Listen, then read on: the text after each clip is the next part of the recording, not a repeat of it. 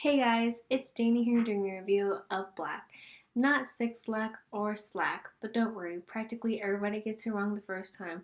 Which, why do you put a 6 in the place of a B and not expect people to pronounce it wrong? But anyways, that's not the point. This review of Black's second release album, East Atlanta Love Letter, from the Atlanta-based R&B rap singer-songwriter.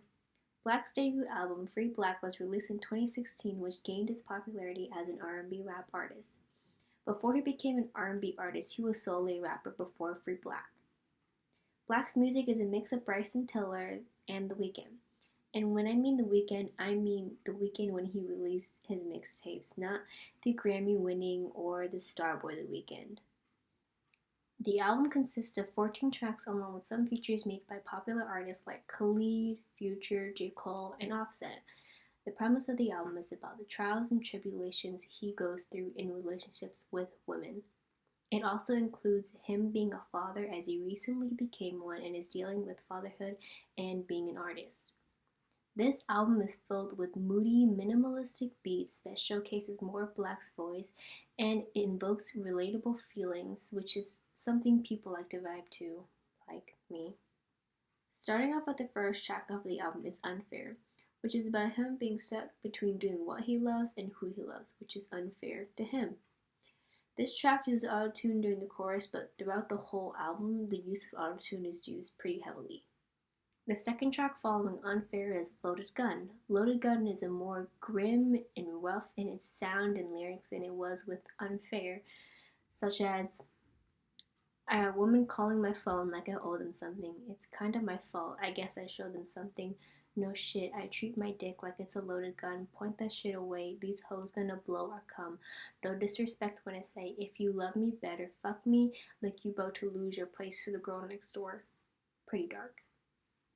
His most popular song on this album is Switch, which consists of a more upbeat tempo than his other songs. It provides a bit of a change from the moody songs to something with a little more energy. The song also has Ty Dolla $ign in the background echoing Black, which does add a little more to the song. Now going into the future songs of the popular artist, the song East Atlanta Love Letter featuring Future doesn't sound all that good. The voices of both the artists are layered on top of each other and they just don't flow together or complement each other that well. The pacing of the song is pretty slow and Future singing in autotune at a snail's pace doesn't really work for me. But I did like the piano, the drums, and the bass of the song, just not the singing of it. The collaboration between J. Cole and Black on Pretty Little Fears is about a failed relationship, and J. Cole follows in the second half about his relationship with his wife. This also shows why J. Cole is known for his lyrics. Like, why the world do you like that? Like, they don't know you God sent, but me, I view you like that. I'm sneaking glances, thanking God that He drew you like that. Beautiful black child, come and shed your black cloud for your vibe and your smile. I don't mind a little rain. Balenciaga Challenge shows more of Black's rap side along with Offset, which actually Offset's verse was way better than Black's. This is one of Black's verses. Keep running your mouth like academics. It's an everyday struggle, but I still remain humble. We can compare and all that, but you know it ain't all that. Seasons with Khalid is a slow, melodic song that is just something to flow to, and it resembles a poem in a way.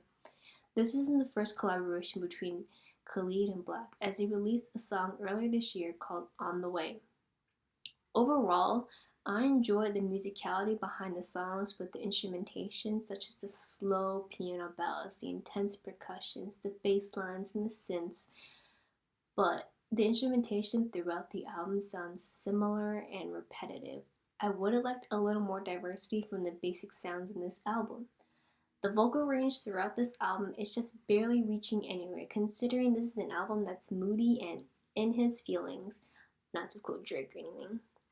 But I would have liked to hear more of his vocal range as a singer to reach different pitches and not just the same drony, monotone voice.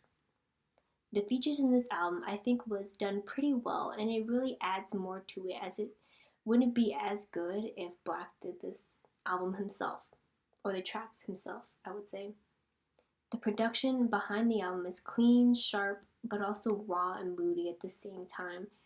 The structure of this album is pretty basic, along with some intros and outros made by two female rappers, Tierra Whack and Light Skin Keisha, and also the mother of his child, Justina Allman, appears towards the end of seasons. But her outro is different from the others as it's more soft and meaningful, and it talks more about miscommunication. These intros and outros provide a female perspective of the relationship that Black is portraying in this album. Personally, my favorite songs are Disconnect, Sorry, and Pretty Little Fears. Disconnect is about two people in a relationship and they're at a disconnect. And this song shows a bit more raw emotion and it showcases more of his voice as the slow piano ballad is playing in the background. The outro of Let Her Go is like a voicemail, which then transitions into Sorry as the voicemail continues. This song, I feel, is more personal to him as it's about him righting his own wrongs and holding himself accountable for his own actions. And it relates to me in a way, which is probably why it's one of my favorite songs in this album. Black's work on East Atlanta Love Letter embodies him as a singer-songwriter as he creates an album that is melancholic but soothing, honest, and emotional. So my rating for this album is a 6 to 7 out of 10. This is something where I did enjoy certain songs, and it's a pretty solid album. But overall, it could have been a better R&B album.